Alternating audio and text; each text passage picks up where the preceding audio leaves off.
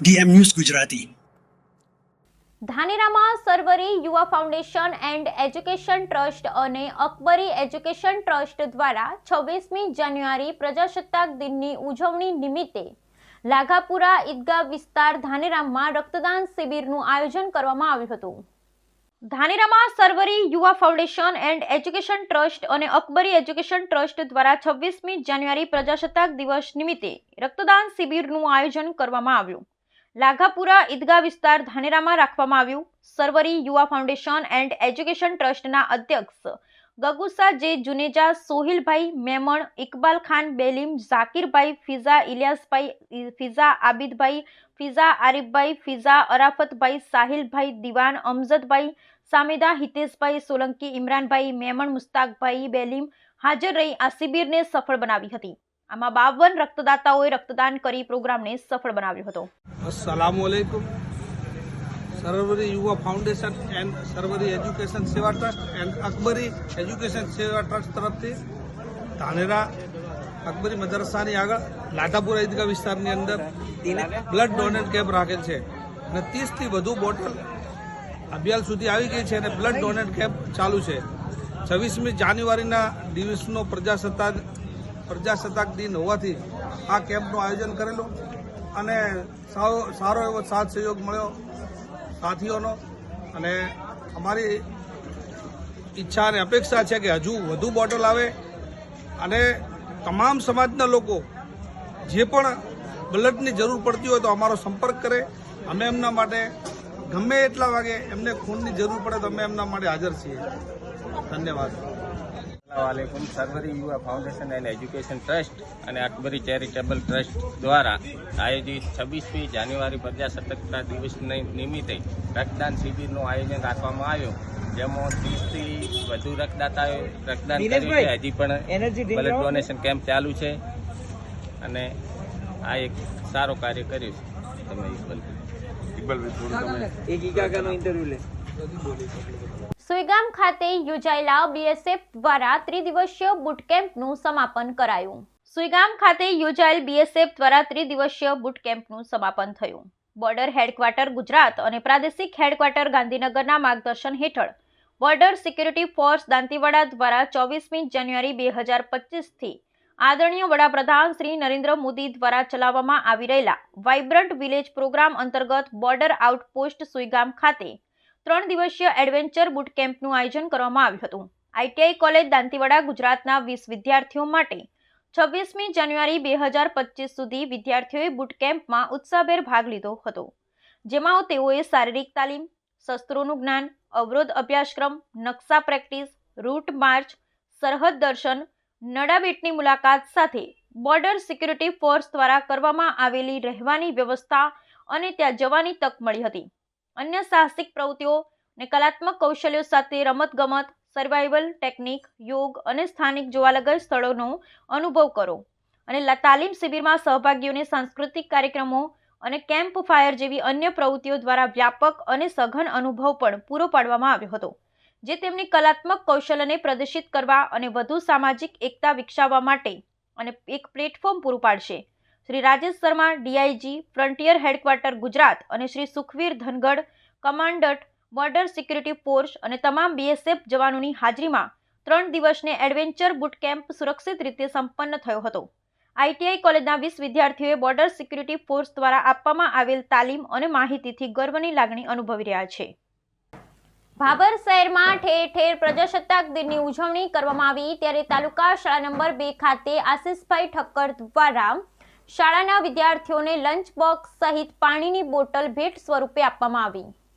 ભાભરમાં પ્રજાસત્તાક દિનની ઠેર ઠેર ઉજવણી કરવામાં આવી. શાળામાં આશિષભાઈ ઠક્કર દ્વારા શાળાના તમામ વિદ્યાર્થીઓને લંચ બોક્સ સહિત પાણીની બોટલ ભેટ સ્વરૂપે આપવામાં આવી.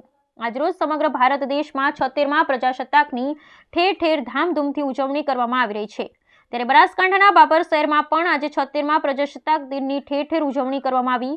આજે શહેરમાં આવેલ તમામ શાળાઓ, પોલીસ સ્ટેશન તેમજ તમામ સરકારી કચેરીઓ સહિત તિરંગો લહેરાવી રાષ્ટ્રગાન સાથે સલામી આપવામાં આવી હતી. ત્યારે બીજી બાજુ ખાડિયા વિસ્તારમાં આવેલ પ્રાથમિક શાળા નંબર 2 નવા પે કેન્દ્રમાં પણ તિરંગો લહેરાવી સલામી આપવામાં આવી અને બાળકો દ્વારા દેશભક્તિના ગીતો સાથે અલગ અલગ વેશભૂષા કાર્યક્રમ કરી સાંસ્કૃતિક પ્રોગ્રામ યોજ્યા હતા. આ કાર્યક્રમમાં શાળાના આચાર્ય પ્રભુભાઈ માળી સહિત શાળાના સ્ટાફગણ હાજર રહી કાર્યક્રમને સફળ બનાવ્યો હતો. ભાભર નવા પે કેન્દ્ર શાળા નંબર 2 માં 26મી જાન્યુઆરી પ્રજાસત્તાક દિન નિમિત્તે ધ્વજવંદન અને સાંસ્કૃતિક કાર્યક્રમ યોજાયા હતા. શાળાના ભૂતપૂર્વ વિદ્યાર્થી અને ગ્રામના પ્રતિષ્ઠિત યુવાન આગેવાન આશિષભાઈ નટવરલાલ ઠક્કરના હસ્તે ધ્વજવંદન કરવામાં આવેલ. તેમજ ચંદ્રકાંતભાઈ મફતલાલ અખાણી હાજર રહ્યા હતા. તેમજ આશિષભાઈ ઠક્કર દ્વારા શાળાના તમામ વિદ્યાર્થી બાળકોને 330 નંગ લંચ બોક્સ અને પાણીની બોટલ ભેટમાં આપવામાં આવી હતી. આ પ્રસંગે પત્રકાર મિત્રો તથા એસએમસી સભ્યો, બાળકો, વાલીઓ મોટી સંખ્યામાં ઉપસ્થિત રહ્યા હતા અને બાળકોએ સુંદર સાંસ્કૃતિક કાર્યક્રમ રજૂ કરી મહેમાનો દ્વારા બાળકોને પ્રોત્સાહિત ઇનામ સહિત રોકડ રકમ આપવામાં આવી હતી. આ કાર્યક્રમનું શાળા શિક્ષક જેશુંગભાઈ ચૌધરી દ્વારા સમગ્ર કાર્યક્રમનું સંચાલન કરવામાં આવેલ તથા શાળાના આચાર્ય પ્રભુભાઈ બી માળી દ્વારા આભાર વિધિ કરવામાં આવેલ. બ્યુરો રિપોર્ટ ગોપાલ કે પૂજારા, ભાભર, બનાસકાંઠા. ભાભરના આઝાદ ચોક ખાતે નગરપાલિકા દ્વારા ઉજવાયેલ 76મા પ્રજાસત્તાક પર્વમાં ભાજપના મહિલા નેતાનો બફાટ સામે આવ્યો. અનામત મુદ્દે વિવાદિત નિવેદન સામે આવ્યું.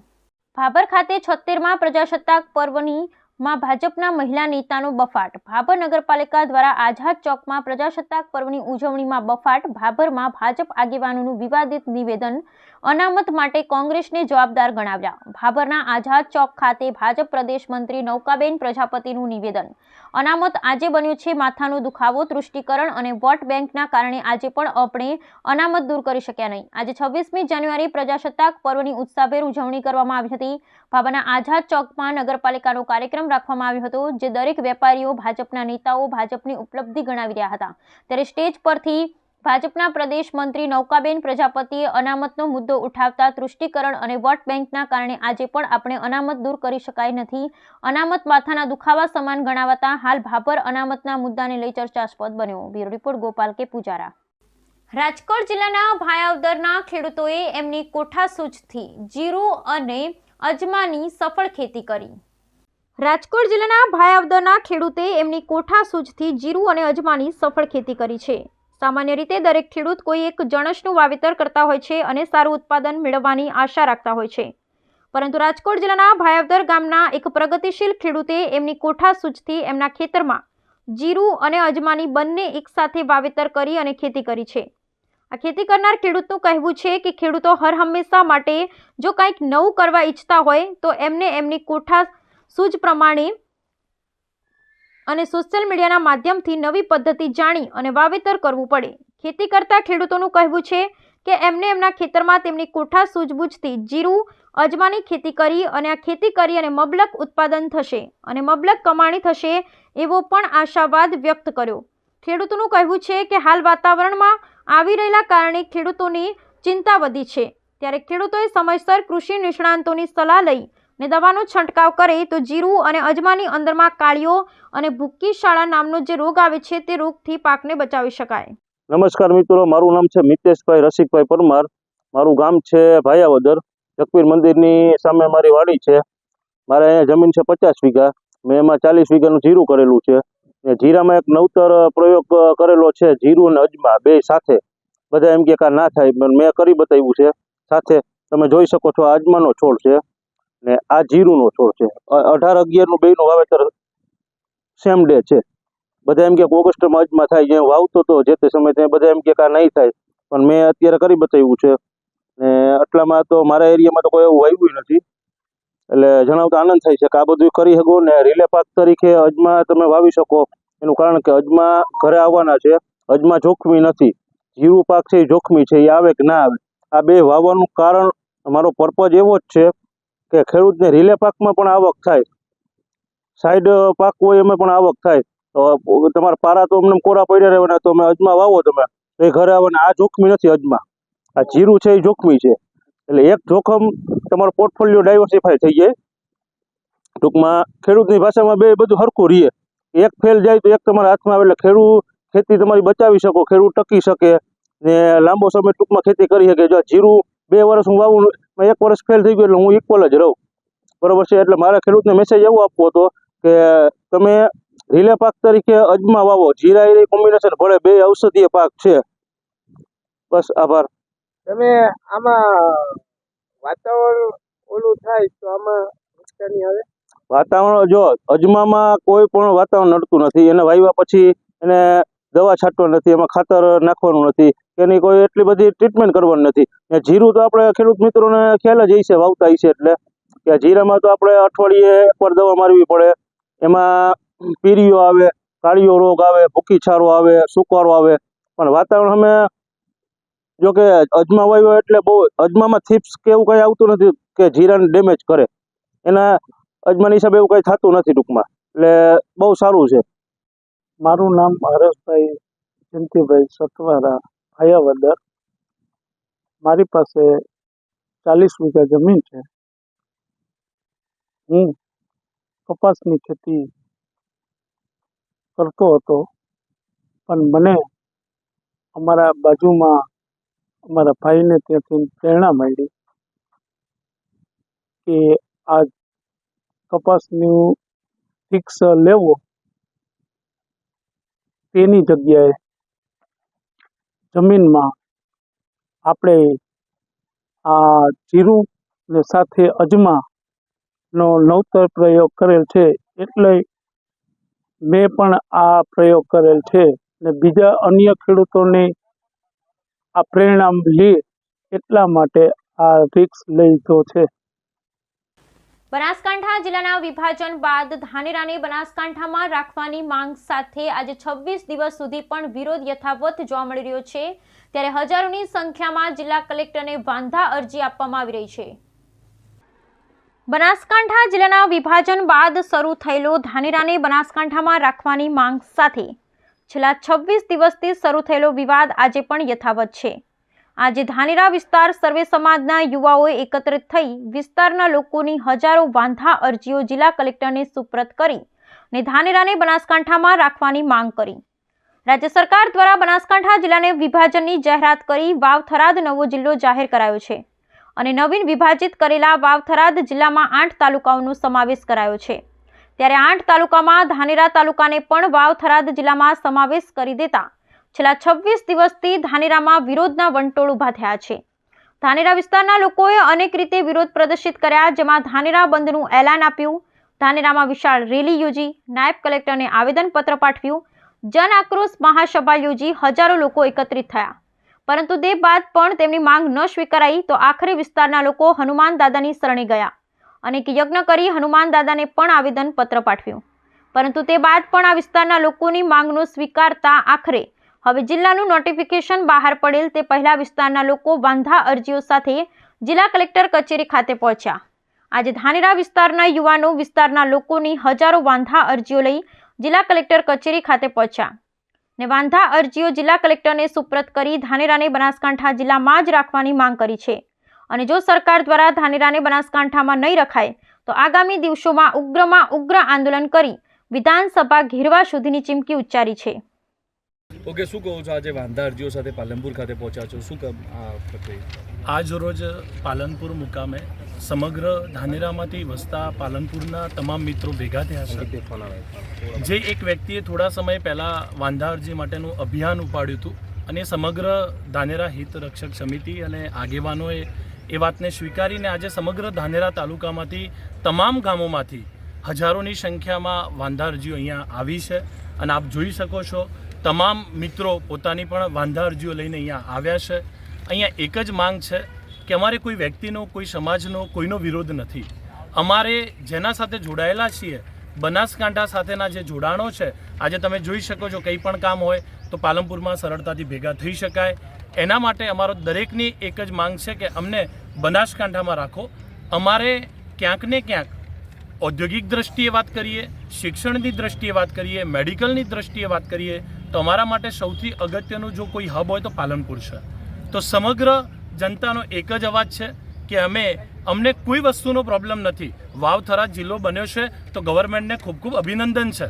પણ અમારો જે જિલ્લો છે એ ક્યાંક જતાં કોઈ ચર્ચા વગર, કોઈ વ્યક્તિઓના ડિસ્કશન વગર જો રજૂઆત કોઈની સાંભળી નથી તો ખાસ સરકારને અપીલ છે કે વાતો સાંભળો. અહીંયા વાસ્તવમાં શું દરેક લોકોની અપેક્ષાઓ છે એને ધ્યાનમાં રાખીને અમારી આજે બનાસકાંઠામાં રહેવાની જે અપીલ છે એને ધ્યાનમાં લેવામાં આવશે. કેટલી વાંધા અરજીઓ અત્યારે લઈને આવ્યા છો? ઓછામાં ઓછી 5000 છે, એનાથી વધારે હોઈ શકે. આ તો હજી શરૂઆત છે. આના પછી પણ કેટલા એવા અભિયાનો છે કે જેનાથી આ આમ પબ્લિક ક્યાંય રોકાય એવું નથી. ઓકે, આપનું નામ? ભાવેશ બડતિયા. શું કહો છો, આજે વાંધા અરજીઓ સાથે જિલ્લા કલેક્ટર કચેરી ખાતે પહોંચ્યા છો, શું રજૂઆત છે? સૌ પ્રથમ તો રાજ્ય સરકારે જ્યારે બેસતા વર્ષ જેને કે નવા વર્ષ 2025માં જે આ વિભાજન જિલ્લા વિભાજનની જે કેબિનેટે મંજૂરી આપી છે, એના પછી ધાનેરાની જનતા, સર્વે સમાજ, દરેક સમાજની જનતા અહીંયા કલેક્ટર કચેરી દ્વારા આવેદનો અપાઈ ચૂક્યા છે.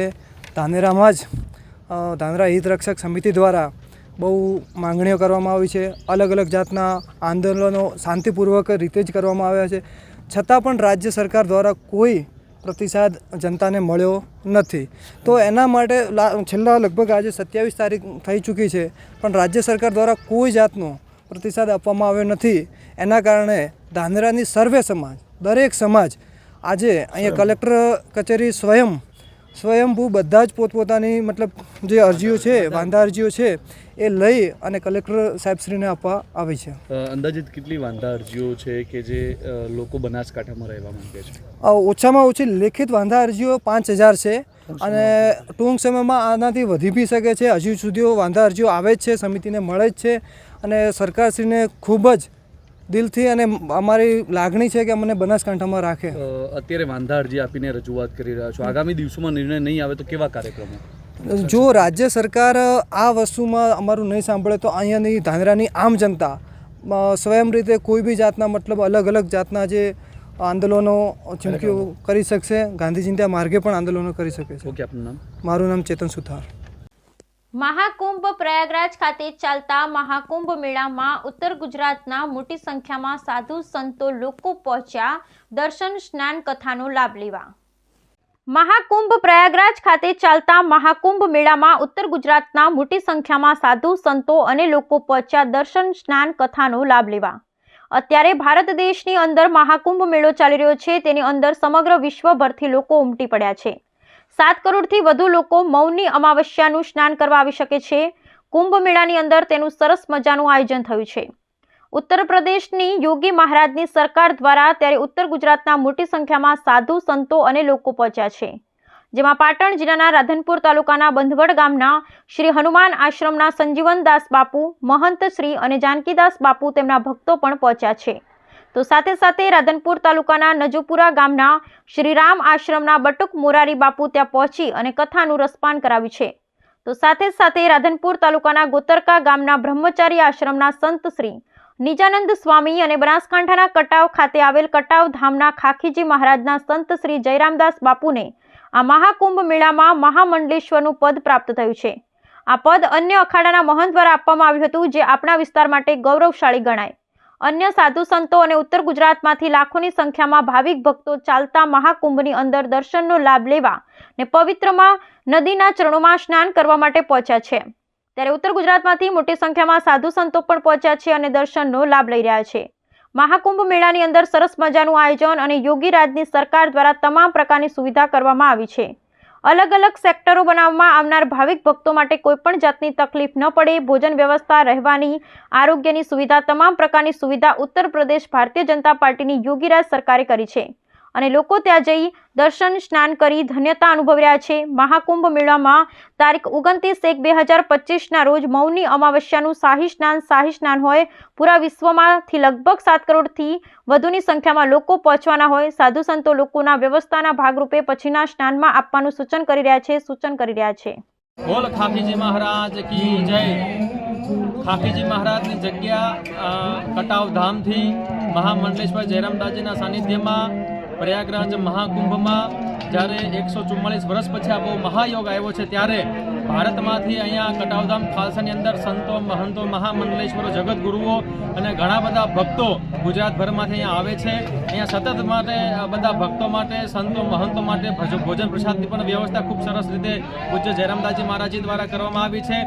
ખાખીજી મહારાજ જે ગુજરાતનું એક નહીં પણ સમગ્ર ભારત વર્ષમાં જેમની ખૂબ મોટી તપસ્યા હતી, એ તપસ્યાના ફળ સ્વરૂપે આજે કટાવધામ ખાલસાના અમારા પૂજ્ય જયરામદાસજી આજે મહામંડલેશ્વર પણ બન્યા છે. ત્યારે અમારા સાધુ સમાજમાં પણ એક ભક્તોમાં પણ એક ખુશીની લાગણી અનુભવી છે અને અમે હંમેશા જોઈએ છીએ કે જ્યારે પણ કટાવધામ ખાલસા દ્વારા અવિરતપણે આ 14 તારીખ સુધી જે પૂર્ણમાસીનું જે સ્નાન છેલ્લું થવાનું છે ત્યાં સુધી અહીંયા કોઈ ભૂખ્યો નહીં જાય. જે લોકોને તકલીફ હોય એને આશરો પણ આપવામાં આવે છે. અને કટાવધામ ખાખીજી મહારાજ તરફથી ઘણી બધી સંતોની, ભક્તોની, બધાની ખૂબ મોટી સેવા થાય છે. અને કટાવધામમાં અમારા પૂજ્ય જયરામદાસજી મહારાજ પણ સંતોનો આદર સત્કાર અને ભક્તોની પણ ખૂબ સારી એવી સેવા પૂરી પાડવામાં આવે છે. જય ખાખીજી મહારાજ. મારું નામ છે વિજયદાસ, ડાકોરધામ, ગુજરાત. જય સીતારામ. વિશ્વની સૌથી મોટી મેળા મહાકુંભ પ્રયાગરાજ અતિ દિવ્ય અને ભવ્ય આજે ચાલી રહ્યો છે.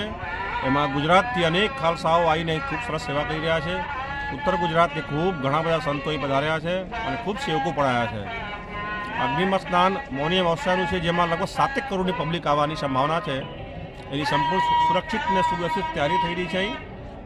અને આપણા વિસ્તારમાંથી ખૂબ સેવકો આવ્યા છે અને ટ્રાફિક બહુ ભયંકર છે. એટલે એક ખાસ સૂચના એ છે કે ભાઈ 29ના સ્થાનથી બચજો, પ્રયાસ કરો તો 3 તારીખના સ્થાનમાં પધારો એવું હોય તો.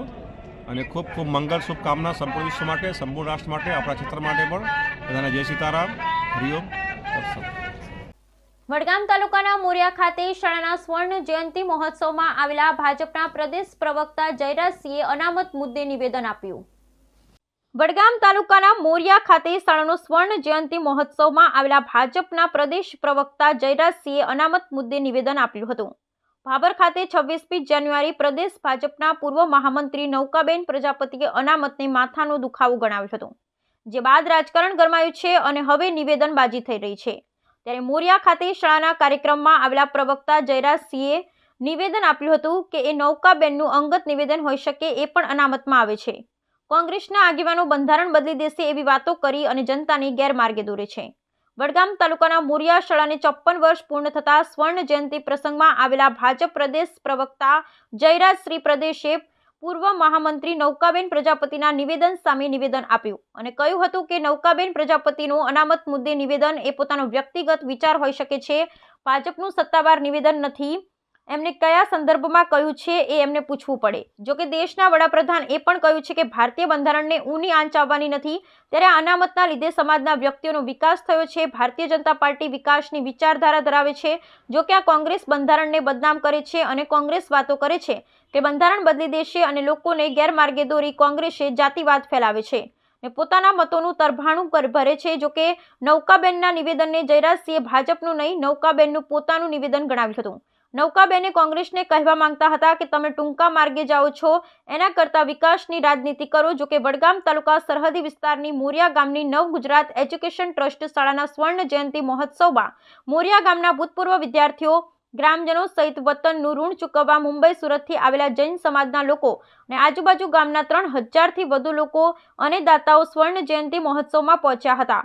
ત્યારે આ શાળામાં સેવંતીભાઈ જોશી સહિત દાતાઓએ પણ દાન સ્વરૂપે શિક્ષણ માટે 1 કરોડથી વધુનું દાન આપ્યું હતું. ગુજરાત રાજ્યના આ સરહદી જિલ્લાના એકદમ અંતરિયાળ કહી શકાય એવા વડગામ તાલુકાના મોરિયા મુકામે ખૂબ સુંદર પીજી દોશી હાઈસ્કૂલમાં સુવર્ણ જયંતિ મહોત્સવ ઉજવાયો છે. આમ તો સામાન્ય રીતે શિક્ષણની જ્યોત એ પહેલાંના જમાનામાં શહેરો પૂરતી મર્યાદિત હતી. પણ એક વાત બહુ ચોક્કસ ઉલ્લેખ કરવો પડે. આજે જે રીતે કાર્યક્રમ મેં જોયો, જે રીતે આ સંસ્થાના ટ્રસ્ટીઓ, સંસ્થાના દાતાઓ, સમગ્ર દોશી પરિવાર, સેવંતીભાઈ અને એમનો આખો પરિવાર જે રીતે પોતાના ગામ, પોતાની લાગણી, પોતાની વતનની માટી માથે ચડાવવા માટે જે તત્પર છે, મેં જોયું જે ઉત્સાહ છે, એટલે મને એક વાતનો વિશ્વાસ છે કે આદરણીય પ્રધાનમંત્રી શ્રી નરેન્દ્રભાઈ મોદી સાહેબે જે આહવાન કર્યું છે કે જન્મભૂમિથી કર્મભૂમિ તરફ, આ વાતની ચોક્કસ એને સમર્થન છે. અને સાથે સાથે આટલા બધા અંતરિયાળ ગામમાં જ્યારે કુદરત રીઝેલી નહોતી, કુદરત રૂઠેલી હતી, પાણીની અગવડતા, ડુંગરોની વચ્ચે, અરવલ્લીની ગિરિમાળાની વચ્ચે આ વસેલા ગામમાં જે શિક્ષણનો જ્યોત ના હોય, ત્યાંથી 50 વર્ષ પહેલાં જ્યારે શિક્ષણની શરૂઆત કરી લે વિચાર આવે, એટલે જ શાસ્ત્રોમાં જ કહ્યું છે કે જનની જણ તો ભક્ત જણ જે કા દાતા કા સુર, નહીતર રહેજે વાંજણી તું મત ગુમાવજે નૂર. એટલે જ્યાં સુધી આવા સેવંતીભાઈ જેવા દાતાઓ આ પૃથ્વી ઉપર છે ત્યાં સુધી છેક કર્ણથી લઈ અને અહીં સુધી મને વિશ્વાસ છે કે ગમે તેટલી પાશ્ચાત્ય સંસ્કૃતિઓ આક્રમણ થશે તો પણ આ ભારત માતા મા ભારતી પરમ વૈભવના શિખરે બિરાજ છે.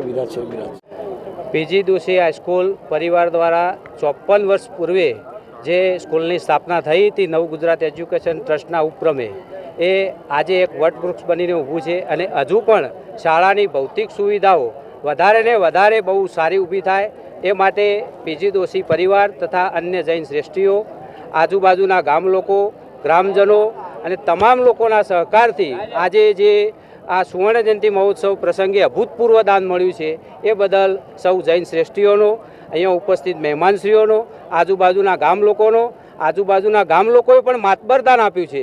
કોઈએ રસોડાની સેવા ઉપાડી લીધી છે તો કોઈએ દાનની જવાબદારી ઉપાડી લીધી. દરેક જગ્યાએ શાળાને જે જરૂરિયાત હતી તેઓ જૈન શ્રેષ્ઠીઓ, ગામ લોકો, ભૂતપૂર્વ વિદ્યાર્થીઓ તમામ લોકો તરફથી સહકાર મળ્યો છે અને હજુ પણ ભવિષ્યમાં આનાથી સિટીની પણ સારી નામાંકિત શાળાઓ કરતો ગામડામાં અમારી શાળા બહુ નામના ધરાવે એ માટે અમારું સમગ્ર નવ ગુજરાત એજ્યુકેશન ટ્રસ્ટ મંડળ અને શાળા વિકાસ પરિવાર આ માટે સતત પ્રયત્નશીલ છે.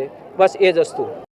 ઋણ અદા કર્યું છે, પણ હું મારા પરિવાર માટે એટલું ચોક્કસ કહીશ કે કદાચ હું જ્યારે તમને અત્યારે કહું કે મેં આ 51 લાખ રૂપિયાનો ફિગર જ્યારે સાહેબે મને આપ્યો હતો ને, ત્યારે મારા ભાઈના ભત્રીજાને બોમ્બે ફોન કર્યો હતો, નવીનભાઈના દીકરા રસેશને. તો મેં કીધું નવીનભાઈ આપણે દાન કેવી રીતે ભેગું કરવાનું છે, આપણે કંઈક તો કરવું પડશે ને. ત્યારે એમને એમ કીધું હતું કે એમના દીકરાએ એમ કીધું કે 51 લાખ રૂપિયા આપણે લખાવી જ દેવાના છે એમ કહે છે. મને મારા કરતાં મારા કુટુંબના દરેકે દરેક સભ્યો પર બહુ પૂરેપૂરો વિશ્વાસ છે કે જે શિક્ષણ, હોસ્પિટલ ક્ષેત્રે, અનાથાશ્રમમાં, જીવદયા ક્ષેત્રે આપણે અહીંયા સુદાસણા પાંજરાપોળ બી ચાલે છે, એમાં આગળ ઘણા વર્ષો પહેલાં બી આપણે 11 લાખ રૂપિયા અને 7 લાખ રૂપિયા એ રીતે આપણે દાન આપેલું હતું અને એની અંદર આપણે સક્રિય પણ છીએ. અત્યારે એમાં હું ટ્રસ્ટી પણ છું. એક વસ્તુ બીજું તમને કહું કે આ મારા ગામમાં મારી સ્કૂલ કરવાનું કારણ કે જ્યારે ત્યારે અમે પાલનપુર બોર્ડિંગમાં ભણતા હતા ને, ત્યારે સારાલાલભાઈ લક્ષ્મીચંદભાઈ કરીને એ અમે 23 રૂપિયાના મહિનામાં અમને ભણાવતા હતા.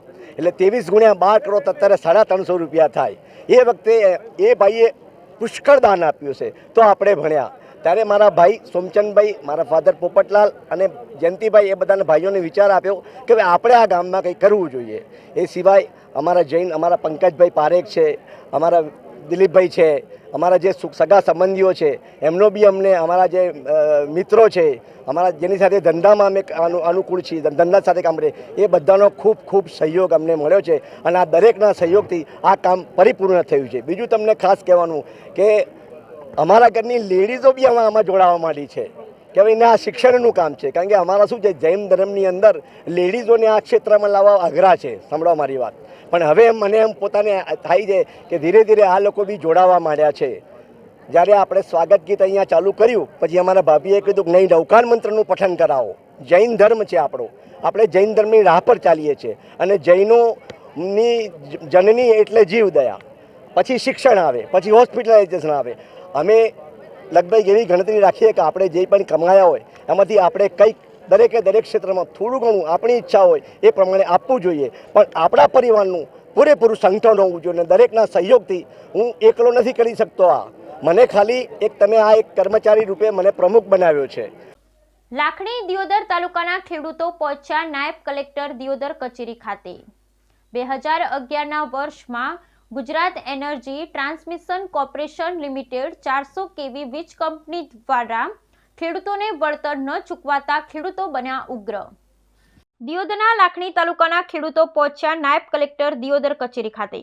2011ના વર્ષમાં Gujarat energy transmission corporation limited 400 કેવી વીજ કંપની દ્વારા વળતર ન ચૂકવાતા ખેડૂતો બન્યા ઉગ્ર.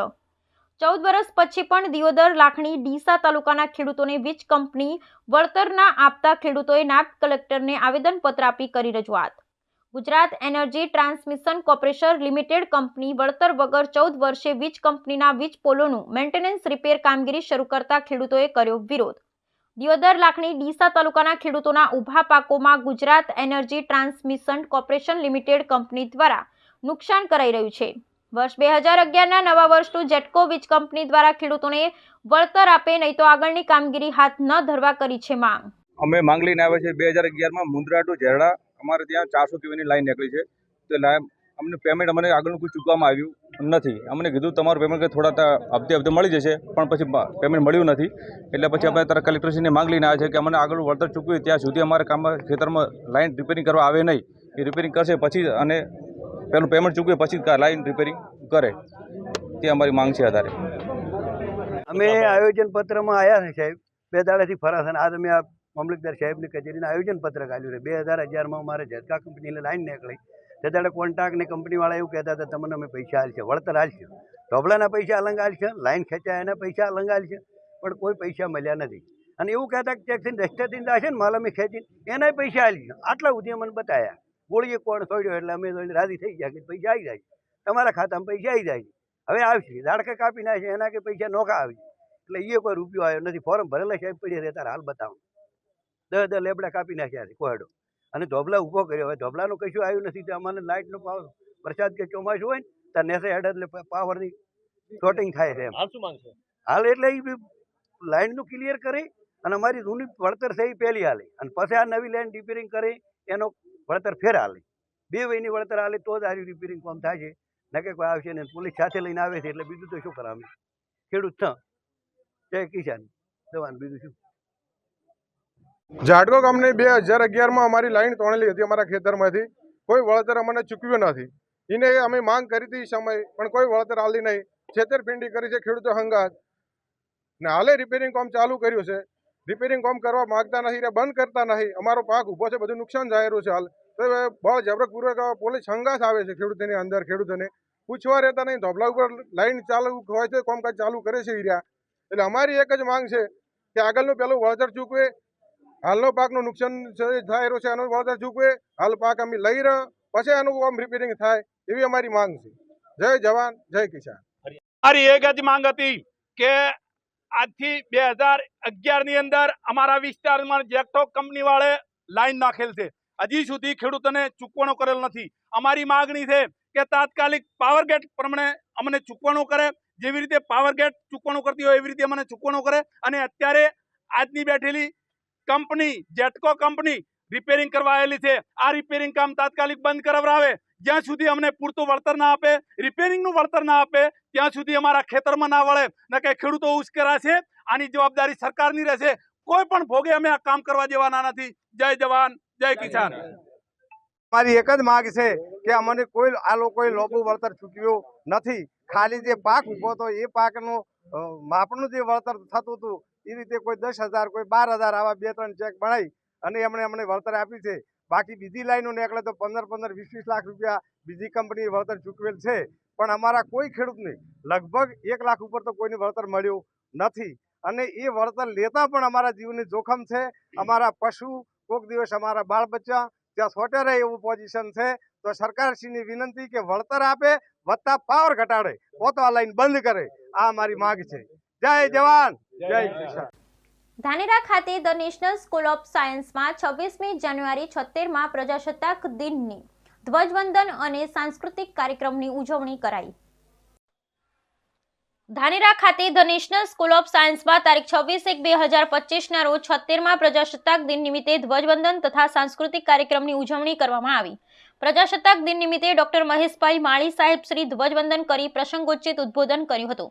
શાળાના એમડી સાહેબ શ્રી નરપતસિંહ વાઘેલા સાહેબ, જગદીશભાઈ પટેલ, મહેશભાઈ માળી, માનસી વાઘેલા, ડોક્ટર નવીનભાઈ ચૌધરી, આચાર્ય શ્રી અને વાલીઓ દ્વારા દીપ પ્રાગટ્ય કરી કાર્યક્રમને ખુલ્લો મૂકવામાં આવ્યો. અને પ્રથમ વાર્ષિક પરીક્ષામાં પ્રથમ, દ્વિતીય અને તૃતીય નંબર મેળવનાર તથા સ્પોર્ટ્સ ડેમાં પ્રથમ, દ્વિતીય અને તૃતીય નંબર આવેલા વિદ્યાર્થીઓનું મેડલ આપી સન્માનિત કરવામાં આવ્યા હતા, જેમાં વાલીઓએ ઉમંગભેર ભાગ લીધો હતો. શાળાના સ્ટાફ તેમજ વાલીઓ અને વિદ્યાર્થીઓ દ્વારા ધ્વજવંદન તેમજ સાંસ્કૃતિક કાર્યક્રમને સફળ બનાવ્યો હતો.